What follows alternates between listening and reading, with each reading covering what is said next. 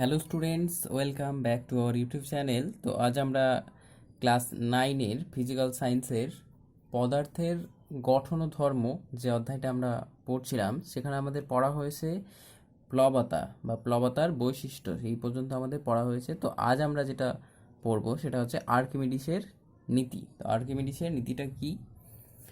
আর্কিমিডিসের নীতি হচ্ছে যে কোনো একটা, আমরা যদি তরল বা গ্যাস হতে পারে, সেটা কোনো একটা তরলে কোনো একটা বস্তুকে যদি আংশিক বা সম্পূর্ণরূপে নিমজ্জিত করা হয়, তাহলে কি হবে? বস্তুটির ওজনের আপাত হ্রাস হবে। ধরে নিলাম আমরা কোনো একটা বস্তুকে এখানে আংশিক নিমজ্জিত করলাম, তাহলে বস্তুটির প্রথমে ওজন ধরে নিলাম আমরা 40 কেজি। ঠিক আছে, যে কোনো একটা বস্তুকে আমরা তরলের মধ্যে নিমজ্জিত করলাম, বস্তুটিকে নিমজ্জিত করার আগে ওজন ছিল 40, আবার ডোবানোর পরে দেখা গেল ওজন হয়ে গেল 35 কেজি, মানে 5 কেজি কমে গেছে। তাহলে কতটা কমেছে? 40 মাইনাস 35 সমান হচ্ছে 5 কেজি ওজন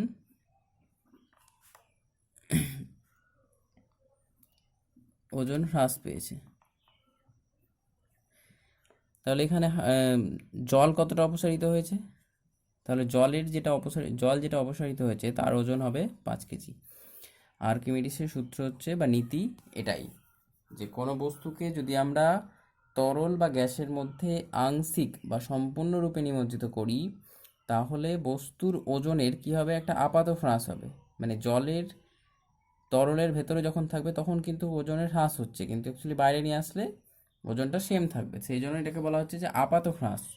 তাহলে বস্তুকে তরলে বা আংশিকভাবে সম্পূর্ণ নিমজ্জিত করলে বস্তুটির ওজনের কি হয়? আপাত হ্রাস ঘটে।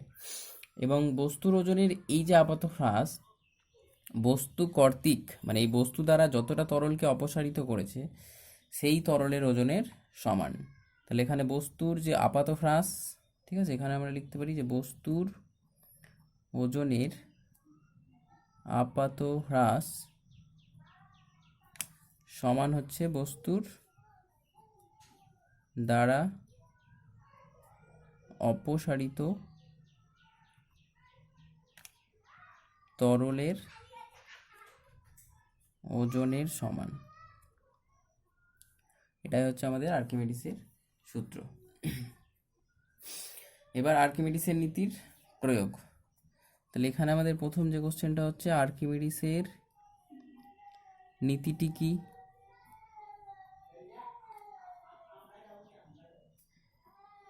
নীতিটি লেখো। 2 নম্বর হচ্ছে আর্কিমিডিসের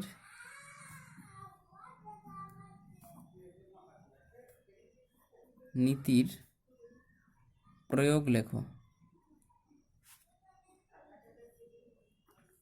কি কি কাজে ব্যবহার করা হয়? তাহলে আর্কিমিডিসের নীতিকে কাজে লাগিয়ে আমরা এর আগে পড়েছি, এর আগে আমরা প্রথম চ্যাপ্টার যেখানে পড়েছি যে পরিমাপ, ঠিক আছে, পরিমাপ বিষয়ে, সেখানে আমরা কোনো কঠিন বস্তুর আয়তন নির্ণয় করেছিলাম তরলের মধ্যে কোনো বস্তুকে ডুবিয়ে। তাহলে এখানে ফার্স্ট যেটা প্রয়োগ হচ্ছে সেটা হচ্ছে যে কোনো আকারের কঠিন বস্তুর আয়তন নির্ণয় করা যায়। অ্যান্সার হচ্ছে যে কোনো কঠিন বস্তুর আয়তন নির্ণয় করা যায়। নাম্বার 2 হচ্ছে যে যে কোনো সংকর ধাতু যদি থাকে, তাছাড়া হচ্ছে বস্তুর ঘনত্ব নির্ণয় করা যায়। বস্তুর ভর পেয়ে গেলাম, ভরটা আমরা মেপে নিলাম, আর বস্তুটার আয়তন পেয়ে গেলাম, তাহলে ঘনত্ব সমান কি? ভর বাই আয়তন। তাই আমরা ঘনত্বটাও নির্ণয় করতে পারবো। বস্তুর ঘনত্ব জানা যায়।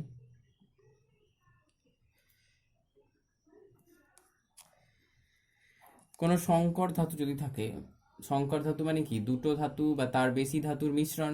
তাহলে সেক্ষেত্রে আলাদা আলাদা যে ধাতুগুলো থাকবে তাদের যে কতটা পরিমাণ সেই সংকর ধাতুর মধ্যে রয়েছে সেটা আমরা জানতে পারবো। মানে হচ্ছে মূল ধাতুর সব পরিমাপ করা যায় কিভাবে? সংকর ধাতুর মধ্যে। মূল ধাতুর পরিমাপ করা যায় সংকর ধাতুর মধ্যে, মানে সংকর ধাতুর মধ্যে মূল ধাতুটা কতটা পাচ্ছে সেটা পরিমাপ করা যায়। আরেকটা কোনো বস্তু ফাঁপা না নিরেট তা বোঝা যায়, ঠিক আছে। আরেকটা হচ্ছে বস্তু ফাঁপা না নিরেট সেটা বোঝা যায়। নেক্সট টপিক আমাদের হচ্ছে যে ভাসমান বস্তুর সাম্যের শর্ত কী হবে। কোনো একটা বস্তু ভাসমান, মানে এটাকে আমরা ধরে নিলাম একটা তরল আছে, এখানে এই বস্তুটাকে আমরা এর মধ্যে নিমজ্জিত করেছি। তাহলে নিমজ্জিত করলে কি হবে? কিছুটা তরল অপসারিত হবে। ধরি এই বস্তুটির ওজন হচ্ছে ডাব্লু, আর এইটা যতটা পরিমাণ তরল অপসারিত করেছে, অপসারিত তরলের ওজন সমান হচ্ছে, এটাকে বলা হয় প্লবতা বল, সমান হচ্ছে ডাব্লু ড্যাশ। তাহলে এই প্লবতা বলটা যদি এই অপসারিত বস্তুর ওজনের সমান হয় তাহলে কি হবে? বস্তুটি সেখানে ভাসবে। আর এই প্লবতা বল যদি কম হয় তাহলে বস্তুটা কি হবে? ডুবে যাবে, নিমজ্জিত হয়ে যাবে।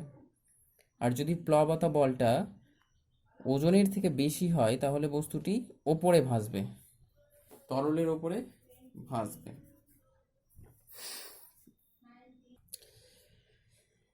অপসারিত তরলের ওজন আর প্লবতা বল আমরা বললাম সমান, তাহলে এখানে দেখে নিই যে ওজনটা যদি আমাদের অপসারিত তরল ওজন বা প্লবতার থেকে বেশি হয় তাহলে কি হবে? ওজন বেশি মানে কি হবে? আস্তে আস্তে ডুবে যাবে বস্তুটা নিচে। আর যদি ওজনটা অপসারিত তরলের ওজন বা প্লবতা বলের থেকে কম হয়, ওজন কম হয়, তাহলে বস্তুটি ভাসবে। আর যদি সমান হয় তবুও বস্তুটি ভাসবে। এই দুটো ক্ষেত্রে বস্তুটি ভাসবে। সাম্যের শর্ত বলতে বস্তুটি ওই জায়গাতে স্থির অবস্থায় ভেসে থাকবে। তাহলে সাম্যের শর্ত হচ্ছে যে বস্তুটির ভার কেন্দ্র, আমরা ধরে নিলাম বস্তুটার ভার কেন্দ্র হচ্ছে এই বরাবর কাজ করছে, ঠিক আছে। বস্তুটির ভার কেন্দ্র এই বরাবর কাজ করছে, আর প্লবতা কেন্দ্র আমরা ধরে নিলাম এই জায়গাটায়। তাহলে আমাদের দেখতে হবে যে দুটো, এই যে ভার কেন্দ্র আর প্লবতা কেন্দ্র একই রেখা বরাবর আসছে কিনা। যদি আমাদের একই রেখা বরাবর আসে, একই রেখা বরাবর, তাহলে প্লবতা বলটা কোন দিকে কাজ করবে? ঊর্ধ্বমুখী, অবশ্যই ওপরের দিকে, বস্তুটাকে ওপরের দিকে সরানোর চেষ্টা করবে। আর বস্তুটার ওজন কি হবে? নিম্নমুখী, মানে নিচের দিকে কাজ করছে। তাহলে এই ক্ষেত্রে কি বস্তুর যে নিম্নমুখী যে ওজন বা ভার কেন্দ্র সেটা আর প্লবতা কেন্দ্র এটা একই সরলরেখায় আসছে, সেই জন্য এই বস্তুটি তখন সাম্যাবস্থায় থেকে ভাসবে। বস্তুটি তরলে ভাসমান অবস্থায়, মানে সাম্য অবস্থায় থাকবে। এটাই হচ্ছে সাম্য অবস্থার শর্ত। তাহলে তোমরা দেখে নেবে যে শর্ত হচ্ছে ভার কেন্দ্র বস্তুর আর প্লবতা কেন্দ্র একই রেখা বরাবর কাজ করবে।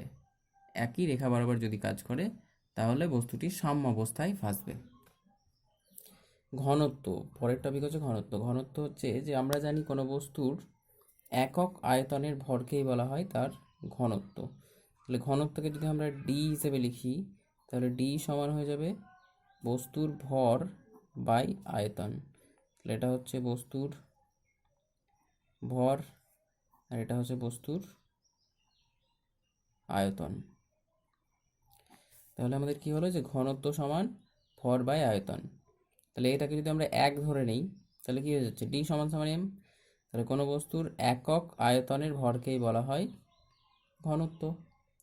ঘনত্বের যদি আমরা একক দেখি তাহলে কি হবে? সিজিএস পদ্ধতিতে ভরের একক হচ্ছে গ্রাম আর আয়তনের একক হচ্ছে ঘন সেমি। তাহলে এটা হয়ে যাচ্ছে গ্রাম পার ঘন সেমি। যদি আমরা এটা এসআই পদ্ধতিতে নিই তাহলে কি হয়ে যাবে? কিগ্রা পার ঘনমিটার। মাত্রা হয়ে যাবে যে এম এর ভরের জন্য মাত্রা হচ্ছে এম আর আয়তনের জন্য মাত্রা হচ্ছে এল কিউব। তাহলে এর মাত্রা হয়ে যাবে এম এল -3। এটা হয়ে যাচ্ছে তার মাত্রা।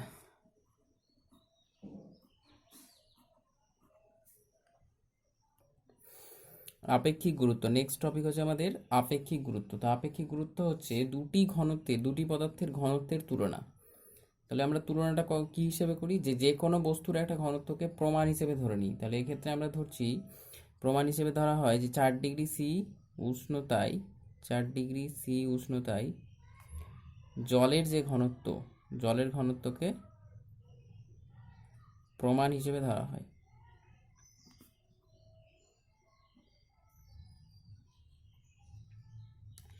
তাহলে আমাদের যে আপেক্ষিক গুরুত্ব, এই আপেক্ষিক গুরুত্বকে এস দ্বারা লেখা হয়। তাহলে এই এস সমান হয়ে যাবে প্রথমে যে পদার্থের ঘনত্ব, যে কোনো পদার্থের একটা ঘনত্ব, তারপরে কি হবে বাই আমরা কি নিয়েছি প্রমাণ জলের ঘনত্ব। তাহলে 4 ডিগ্রি সি উষ্ণতায় জলের ঘনত্ব, ঘনত্বের সংজ্ঞাতে কিন্তু উষ্ণতার উল্লেখ করতে হবে, যে নির্দিষ্ট তাপমাত্রায় কোনো কঠিন বা তরল পদার্থের যে আয়তন, কোনো একটা নির্দিষ্ট তাপমাত্রা নিলাম, সেই নির্দিষ্ট তাপমাত্রায় কোনো কঠিন বা তরল পদার্থের যে আয়তন, এই ঘনত্ব, কোনো কঠিন বা তরল এটা যাই হতে পারে, পদার্থের ঘনত্ব বাই 4 ডিগ্রি সি উষ্ণতায় জলের ঘনত্ব। ঠিক আছে, সেই ঘনত্ব দুটোর অনুপাত হচ্ছে আপেক্ষিক গুরুত্ব। যেহেতু এটি দুটো রাশির একই রাশির অনুপাত, তাই এর কোনো মাত্রা নেই। এটি হচ্ছে এই মাত্রা নেই এবং একক নেই, তাহলে এককবিহীন এবং মাত্রাহীন একটা রাশি হচ্ছে আপেক্ষিক গুরুত্ব। তাহলে আপেক্ষিক গুরুত্ব সমান আমরা দেখলাম যে ওপরে আছে যে কোনো পদার্থের ঘনত্ব বাই 4 ডিগ্রি সি উষ্ণতায় জলের ঘনত্ব। তাহলে আমরা এখানে লিখতে পারি যে একক আয়তনের ভরকেই তো ঘনত্ব বলে, তাই না? একক আয়তনে যে ভর, সেটাকেই বলা হয় ঘনত্ব। তাহলে একক আয়তনে কোনো পদার্থের ভর, এটাই ঘনত্ব, বাই 4 ডিগ্রি সি উষ্ণতায় একক আয়তনে জলের ভর, একক আয়তনে জলের ভর। তাহলে একক আয়তনে পদার্থের ভরকেই বলা হয় ঘনত্ব। তাহলে উপরে ছিল এটা ঘনত্ব, আর এটাও একক আয়তনের জলের ভর। এককের জায়গায় যদি আমরা যে কোনো একটা আননোন রাশি নিয়ে নিই, যে ভি আয়তন পদার্থের ভর, ভি আয়তনের পদার্থের ভর বাই 4 ডিগ্রি সি উষ্ণতায় ভি আয়তনের জলের ভর। তাহলে এটাকে আমরা আবার লিখতে পারি, যেহেতু পদার্থের ভর আর ওজন পরস্পর সমানুপাতিক, মানে ভরের মান এখানে অভিকর্ষজ ত্বরণ, ভরের মান যা হবে আর অভিকর্ষজ ত্বরণকে গুণ করলে আমরা ওজন পেয়ে যাব। তাহলে এটা ওজনের সঙ্গে আমরা সেই হিসেবে লিখতে পারি যে ভি আয়তনের পদার্থের ওজন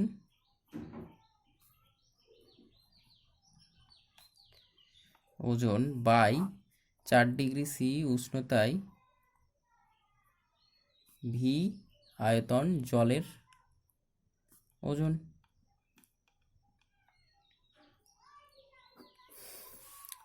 তাহলে কি বললাম, যে আপেক্ষিক গুরুত্ব একটি মাত্রাহীন রাশি। মাত্রা, যেহেতু দুটি একই জাতীয় রাশির অনুপাত, তাই এটি মাত্রাহীন। আর একই জাতীয় রাশির অনুপাত বলে একক দুটো একই হয়ে যাবে, একক একক কেটে যাবে, তাহলে এককবিহীন রাশি। ঠিক আছে, এককবিহীন আর মাত্রাবিহীন রাশি হলো আপেক্ষিক গুরুত্ব। এবার ঘনত্ব আপেক্ষিক গুরুত্বের মধ্যে সম্পর্ক দেখব আমরা, ঘনত্ব ও আপেক্ষিক গুরুত্ব। তাহলে আমরা আপেক্ষিক গুরুত্ব এর সমান কি বললাম, যে কোনো একটা পদার্থের ঘনত্ব, তাহলে আমরা ধরে নিলাম যে সেই পদার্থের ঘনত্বটা হচ্ছে ডি, আর জলের যে ঘনত্ব 4 ডিগ্রি সি উষ্ণতায়, সেটা আমরা ধরে নিলাম D0। এটা এরকম লেখা হয়। তাহলে এটা যদি আমরা কোনাকুনি গুণ করি, তাহলে কি হয়ে যাবে, এর নিচে কিছু নাই মানে 1 আছে, তাহলে D সমান সমান হয়ে যাবে D0 × S। ঠিক আছে, তাহলে এটা যদি আমরা সিজিএসে বলি, সিজিএস এককে, তাহলে এটা এই আপেক্ষিক গুরুত্বের সঙ্গে এই মানটা গুণ করলেই হয়ে যাবে। সিজিএস পদ্ধতিতে ডি সমান সমান, যেহেতু জলের কি 4 ডিগ্রি সি উষ্ণতায় জলের ঘনত্ব 1 গ্রাম পার ঘন সেমি, 1 গ্রাম পার সিসি, তাহলে এখানে 1 বসে যাবে, এস হয়ে যাবে, তাহলে ডি সমান হচ্ছে এস। এবার যদি আমরা এটা এসআই পদ্ধতিতে ডি বের করি, তাহলে এসআই পদ্ধতিতে কী হবে, যে এইটাকে আমরা আমাদের কেজি আর ঘনমিটার করতে হবে। তাহলে এটাকে কেজি করতে গেলে কী করতে হয়, 1000 দিয়ে ভাগ করতে হবে কেজি, আর এটা বাই ছিল যেহেতু, তাই সেন্টিমিটার থেকে মিটার, মিটার ডেসিমিটার সেন্টিমিটার, মানে 100 দিয়ে এটাকে কি করতে হবে, আমাদের ভাগ করতে হবে। তাহলে এটাকে যদি আমরা 100 দিয়ে ভাগ করি, 1/100 তার কিউব হয়ে যাবে। তাহলে এই মানটা আসবে 1/1000 ইন্টু ওটা উপরে গিয়ে হয়ে যাবে 1-এর পাশে 6টা শূন্য। ঠিক আছে, তাহলে এখানে 3টে কেটে যাবে, তাহলে 1000 থাকছে। তাহলে সেটাই আমরা বলছি যে ডি সমান এখানে হয়ে যাবে 1000 গুণ এস। তাহলে আমরা এই মানটা পেলাম যে এসআই পদ্ধতিতে ঘনত্বের যে মান, ঠিক আছে, সেটা হচ্ছে আপেক্ষিক গুরুত্বের মানের 1000 গুণ। আপেক্ষিক গুরুত্বের যে মানটা আমরা পাবো তার সঙ্গে 1000 দিয়ে গুণ করলেই ঘনত্বটা পেয়ে যাবে। তোমরা ঘনত্ব আর আপেক্ষিক গুরুত্বের মধ্যে পার্থক্যটাও দেখে নেবে। পার্থক্য তো এখানে পেয়ে গেলে, ঘনত্ব ও আপেক্ষিক গুরুত্বের পার্থক্য, ঠিক আছে, পার্থক্য কি কি। তাহলে এখানে ঘনত্ব কাকে বলে যদি লিখে দিই আমরা, যে কোনো পদার্থের একক আয়তনের ভরকে ঘনত্ব বলে, আর আপেক্ষিক গুরুত্ব হচ্ছে কোনো পদার্থের নির্দিষ্ট তাপমাত্রায় কোনো পদার্থের ঘনত্ব ও 4 ডিগ্রি সি উষ্ণতায় জলের ঘনত্বের যে অনুপাত সেটাকে বলা হয় আপেক্ষিক গুরুত্ব। ঘনত্বের একটা নির্দিষ্ট মাত্রা আছে, কিন্তু আপেক্ষিক গুরুত্বের কোনো মাত্রা নেই, এটি মাত্রাহীন। আর ঘনত্বের একটা নির্দিষ্ট একক আছে, কিন্তু আপেক্ষিক গুরুত্ব দুটি ঘনত্বের অনুপাত বলে এটা একটা সংখ্যা, এর কোনো একক নেই। ঠিক আছে, তো আজকে আমরা এই পর্যন্তই পড়লাম। নেক্সট দিন পরের ক্লাসে আমরা যেটা শুরু করব সেটা হচ্ছে পৃষ্ঠটান। পৃষ্ঠটান হচ্ছে একটা নতুন টপিক, যেটাকে বলা হয় সারফেস টেনশন। তো তোমরা এই পর্যন্ত খুব ভালো করে পড়ো, না বুঝতে পারলে কোথাও অসুবিধা হলে অবশ্যই কমেন্ট করে জানাবে। আর ভিডিওটি যদি হেল্পফুল মনে হয় তাহলে অবশ্যই সাবস্ক্রাইব করে রাখো, তাহলে তোমরা ভবিষ্যতে পরবর্তীতে যে ভিডিওগুলো আমি দেবো তাহলে নোটিফিকেশানটা তোমরা ইজিলি পেয়ে যাবে।